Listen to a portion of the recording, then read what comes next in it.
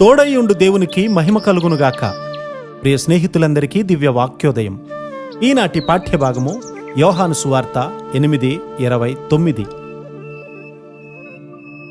నన్ను పంపినవాడు నాకు తోడై ఉన్నాడు. ఆయనకిష్టమైన కార్యము నేనెల్లప్పుడూ చేయుదును గనుక ఆయన నన్ను ఒంటరిగా విడిచిపెట్టలేదని చెప్పెను.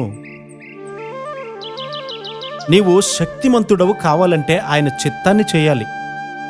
దేవుని చిత్తము నుండి తొలగించడానికి సాతాను నన్ను అనేక వ్యాపారాల్లో దించింది. అయితే దేవుడు దానిని నిలిపివేయమని నాతో చెప్పారు. అలాగే నేను చదువు మానేసినప్పుడు కూడా చదువులో కొనసాగమని దేవుడే సూచించారు. సాధారణంగా వివాహ సమయాలలో సాతాను పెద్ద వలవేసి దేవుని చిత్తాన్ని చేయకుండా అడ్డుకుంటాడు.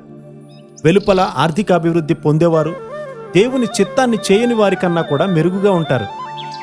నీవు దేవుని చిత్తాన్ని చేయడానికి ఇష్టపడితే నీవొక ఉపాధ్యాయుడివైనా, గుమస్తావైనా, వడ్రంగివైనా, నీవు ఎలాంటి పని చేస్తున్నా సరే నీ జీవితం అంతా 100 రెట్లు విలువగలదిగా చేస్తారు. సిలువపై మన రుణాన్నంతటినీ కూడా యేసుక్రీస్తు వారు చెల్లించారు కదా.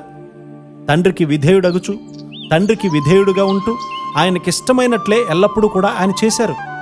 ఆయనను ఎదిరింపగల వారెవ్వరూ కూడా లేరు. యేసయ్యను వెంబడిస్తూ ఉన్నట్లయితే లెక్కింపలేనంత విలువ మనకు కలుగుతుంది. వెళ్ళి బోధించి బాప్తిస్మమివ్వు అనేది అంత తేలికైన పనేమీ కాదు.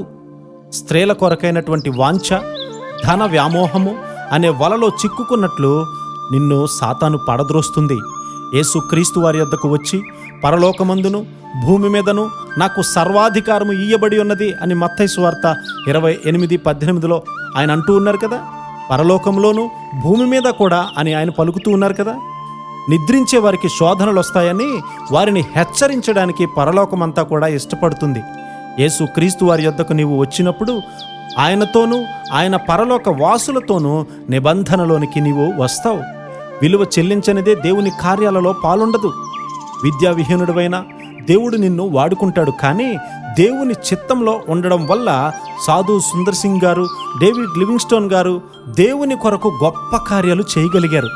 యేసుక్రీస్తు వారు తండ్రి చిత్తము చేసినట్లు చేయువారిలో నీవు కూడా ఒకడివై ఆయన చిత్తాన్ని చేయడానికి నీ తల్లిదండ్రులను సహా అంగీకరింపచేసేవాడువు నీవు అవుతావు. అంత గొప్ప దీవెనకరముగా ఉన్నత మెట్టులో నీ జీవితాన్ని ఉంచాలని ఆయన చిత్తము. పోరాటాల ద్వారా మనము శుద్ధీకరింపబడే కృపాధన్యత దేవుడు మనందరికీ అనుగ్రహించునుగాక. ఆమేన్.